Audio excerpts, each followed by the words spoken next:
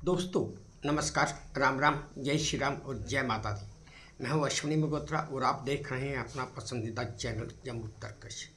जैसे मैंने आपको पिछले वीडियो में जम्मू पीरखो गुफा के बारे में कुछ इतिहास का संक्षेप में बताया, अब इस भाग में आप बाकी का इतिहास भी देखिए और अपने कमेंट करके मुझे बताइए कि आपको ये वीडियो कैसा लगा।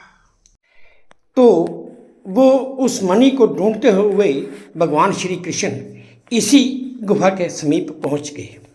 उस समय उस मणि के साथ जामवंत जी की बेटी जामवंती खेल रही थी।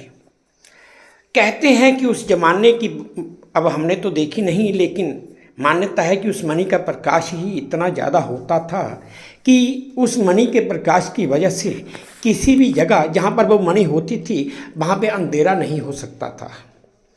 तो जब मणि के प्रकाश को भगवान श्री कृष्ण ने देखा और देखा कि जामवंती उसके साथ खेल रही है, तो वो उसके समीप जाने लगे। तो जामवंती जो जामवंत जी की बेटी थी, उन्होंने कभी किसी इंसान को नहीं देखा था, तो वो जोर से चिल्लाई। तो जामवंत जी, उनके पिता, जामवंती जी के पिता इसी गुफा में तपस्या कर रहे थे। वो अपनी बेटी की आवाज़ सुनकर इस गुफा से बाहर आए। तो उन्होंने भगवान श्री कृष्ण से पूछा कि भाई आप कौन हैं। तो भगवान श्री कृष्ण ने जामवंत जी को बताया कि भाई मैं ऐसे ऐसे ये प्रकाशमणि लेने आया हूँ, मेरे सर पे एक इसकी चोरी का कलंक लगा हुआ है और मुझे वो कलंक उतारना है। तब जामवंत जी ने कहा कि मैंने ये मणि युद्ध करके हासिल की हुई है, और अगर आप ये मणि लेना चाहते हैं तो आप भी मुझसे युद्ध करके इस मणि को हासिल कर सकते हैं। तब कि यही मान्यता है कि इसी गुफा में भगवान श्री कृष्ण और जामवंत जी का भयंकर बहुत ही घोर युद्ध हुआ था, और वो युद्ध 27 दिन चला था। 27 दिन युद्ध चलने के बाद जब जामवंत जी हार गए, तब जामवंत जी ने भगवान श्री कृष्ण को इसी गुफा के अंदर, जहाँ पे ये शिवलिंग स्थापित है जो मैं आपको ये दिखा रहा हूँ, इस तरफ से आपको इस शिवलिंग का मुकुट ही नज़र आ रहा है, और ये उसके पिछली तरफ से मैं आपको ये एक मुखी, मतलब एक रुद्राक्षीय शिवलिंग आपको दिखा रहा हूँ।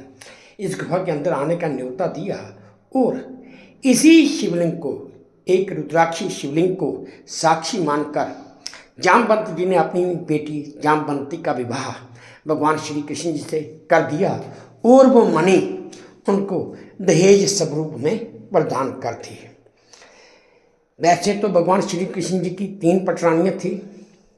एक माता रुक्मणी, माता रुक्मणी तो साक्षात लक्ष्मी का अवतार थी।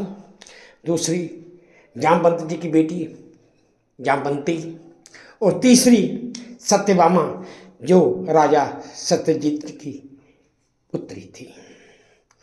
अब इसके साथ दोस्तों, इस गुफा में से एक रास्ता पुराने ज़माने में कहते हैं कि अमरनाथ की तरफ भी जाता था, और कुछ देर के बाद राजा अजैब सिंह ने वो रास्ता बंद करवा दिया था, क्योंकि हो सकता है उस रास्ते से अगर कोई गया होगा तो वो वापस नहीं आया होगा, या कोई और वजह होगी।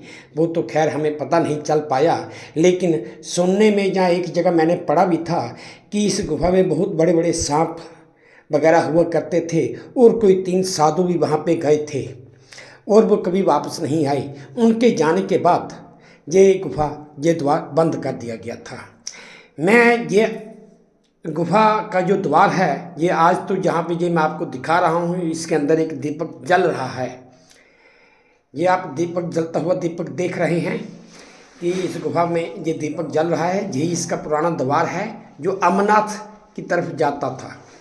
और इसके ऊपर भी अगर आप देखें तो अमरनाथ गुफा का द्वार, जहाँ पर गुफा के अंदर दीप और अगरबत्ती जलाना सख्त मना है, यही वो द्वार है जो पहले जहाँ से सीधा अमरनाथ की तरफ जाता था।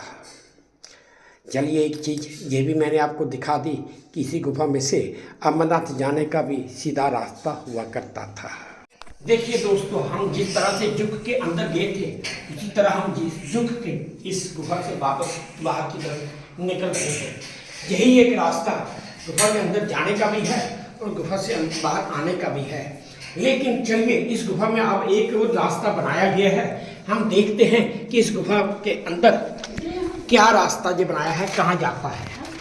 चलिए मैं आपको लिए चलता हूँ और देखता हूँ कि जहाँ पर ओहो यहाँ पर एक छोटा मंदिर बनाया गया है, जहाँ पर श्री गोरखनाथ जी की भी तस्वीर लगाई गई है, जामवंत जी की भी मूर्ति है, धर्मराज जी की भी मूर्ति है, चित्रगुप्त जी की भी मूर्ति है और शिव परिवार की भी मूर्ति है और साथ में भगवान श्री कृष्ण जी की भी मूर्ति लगाई गई है। जाहिर है जो मंदिर बाद में बनाया गया, पहले नहीं था, क्योंकि इस गुफा का और कि ये रास्ता शायद बाद में ही बनाया गया। ये रास्ता मैंने भी कभी पहले नहीं देखा है और आज आपको पहली बार मैं दिखा रहा हूँ। कोशिश कर रहा हूँ कि आपको पूरा दिखाया जाए, पूरी गुफा के दर्शन भी करवाए जाएं। मैंने भी ये रास्ता आज पहली बार देखा है, आगे कभी देखा नहीं है, लेकिन आपको मैं अंदर ले ही आया हूँ। अब आप ये देखिए, ये भगवान श्री राम भक्त हनुमान जी की मूर्ति स्थापित की गई है। ये साईं बाबा की मूर्ति है और इसके साथ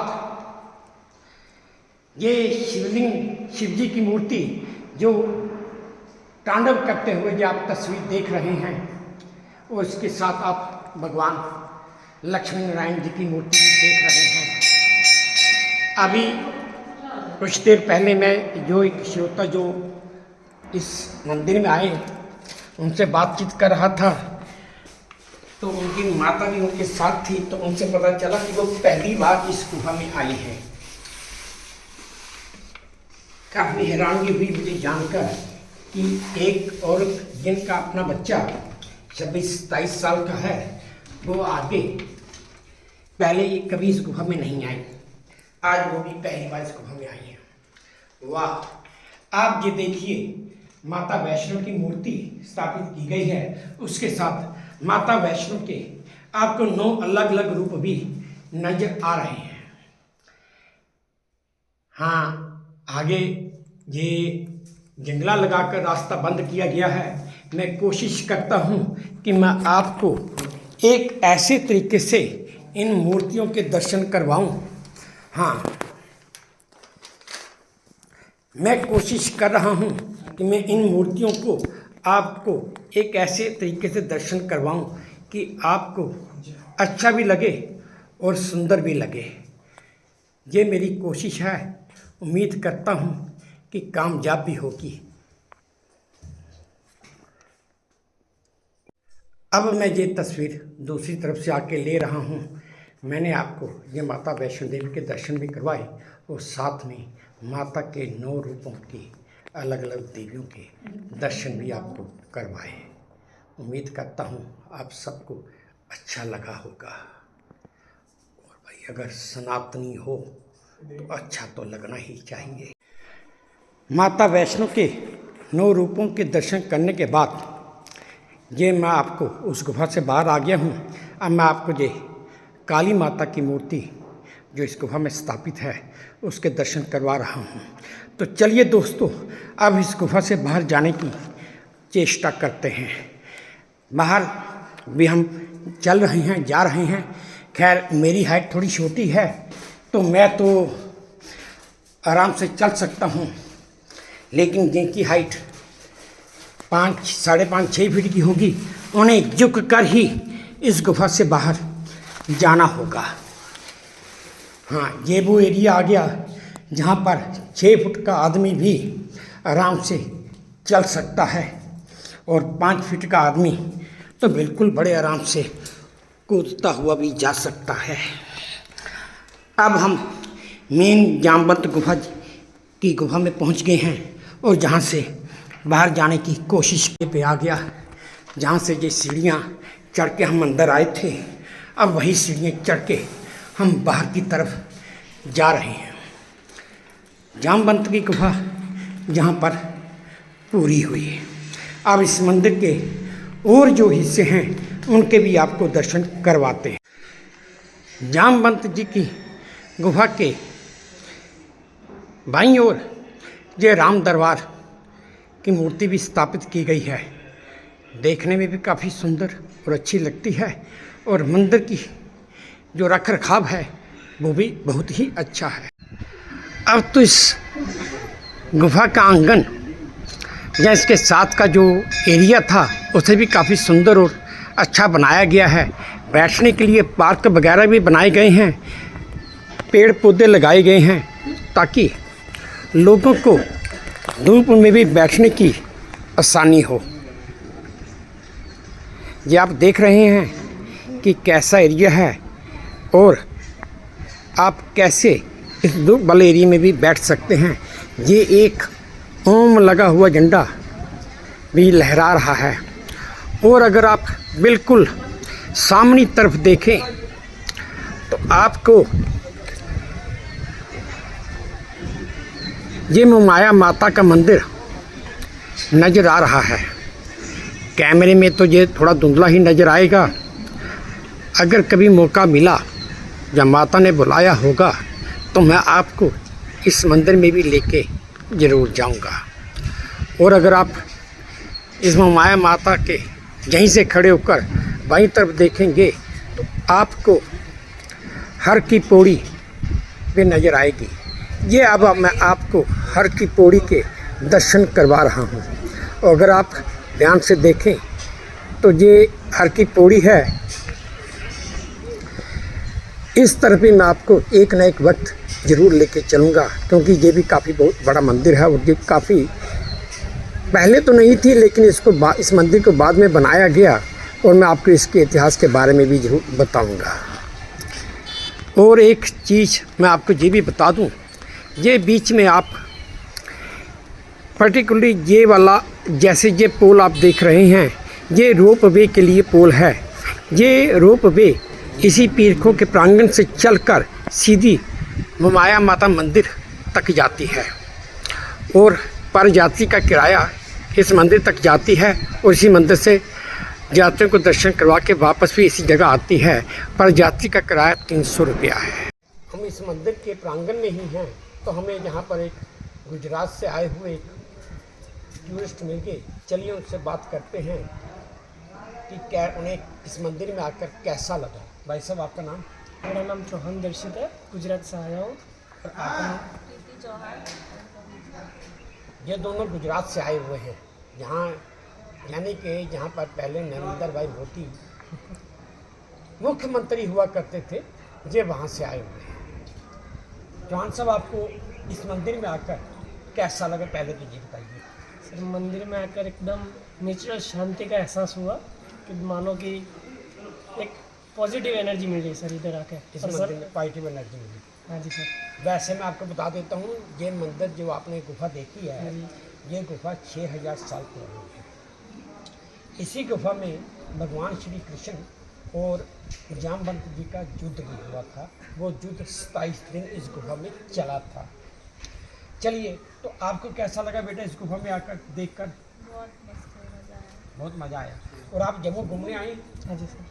कब से आए हुए? पहली बार जम्मू आए या आगे भी जम्मू आए? फर्स्ट टाइम जम्मू आया सर। आप फर्स्ट टाइम जम्मू आए तो जम्मू आके माता वैष्णो देवी भी गए नहीं? वैष्णो देवी सर होके आए। ओके, कैसा लगा आपको? बहुत सर लाइफ में बड़ा एक्सपीरियंस मिला। जाना चाहिए, एक बार तो जाना जरूरी, पैदल जाइए, यात्रा जरूरी है जीवन में। जम्मू के लोग आपको कैसे लगे? जम्मू के लोग बड़े दिले। सच बोलिए, ये नहीं सोचिए। नहीं, आप नहीं बताइए अगर कहीं पे कोई कमी या।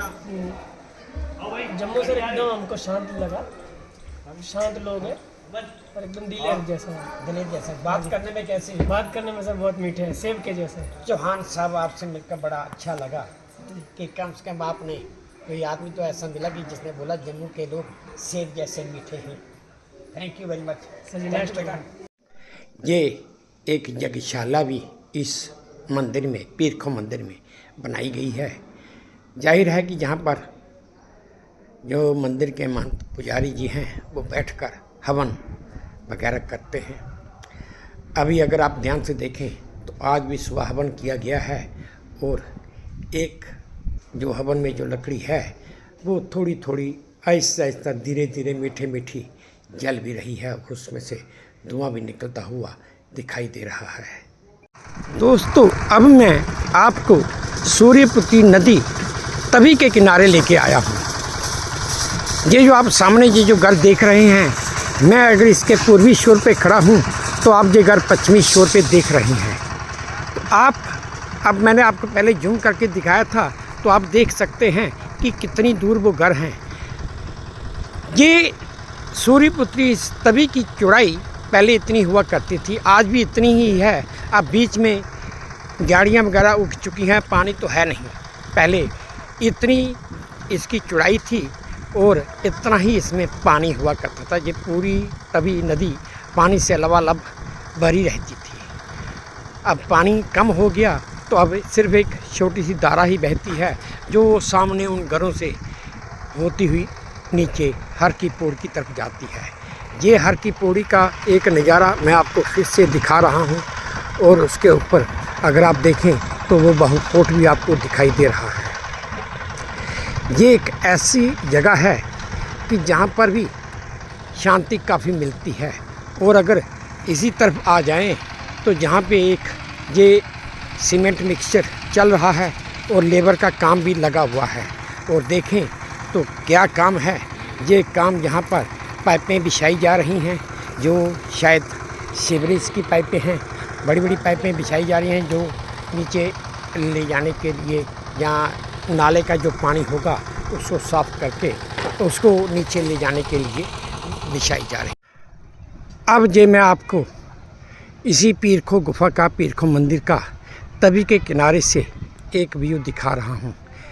अब इस समय तो ये मंदिर काफ़ी अच्छा सुंदर बनाया गया है, लेकिन सोचने या समझने की बात होगी कि पुराने ज़माने में आज से 6000 साल पहले ये गुफा इसी पहाड़ी पर थी तो कैसी दिखती होगी, ये भी एक अंदाज़ा लगाया जा सकता है। और अगर इस गुफा के ऊपर चला जाए तो वो आपको वो जो ऊपर दिखाई दे गुंबद, ये गुंबद दिखाई दे रहा है, ये राजा गुलाब सिंह जो जम्मू के पहले डोगरा राजा थे उनका महल हुआ करता था। उसके बाद उनके वंशज महाराजा हरि सिंह तक इसी महल में उन्होंने राज किया है। ये वो महल अब जो खंडर बन चुका है, यहीं पे उन्होंने राज किया हुआ है। ये महल भी काफ़ी बहुत ही बड़ा है और जम्मू शहर के बिल्कुल सेंटर में स्थित है। बस दोस्तों, मैं अपना ये वीडियो यहीं पर समाप्त करता हूँ। अपने कमेंट करके मुझे ज़रूर बताइएगा कि आपको ये वीडियो कैसे लगा, और इसी उम्मीद के साथ आपसे विदा लेता हूँ और चलते चलते आपसे फिर वही प्रार्थना करता हूँ कि अगर आपको ये वीडियो पसंद आया हो तो प्लीज़ मेरे इस चैनल को लाइक कीजिए, शेयर कीजिए और सब्सक्राइब भी कीजिए। और हाँ, विदा लेते हुए उम्मीद रखता हूँ कि आप अपना भी ध्यान रखेंगे, अपने इस देश का भी ध्यान रखेंगे। जय भारत और धन्यवाद।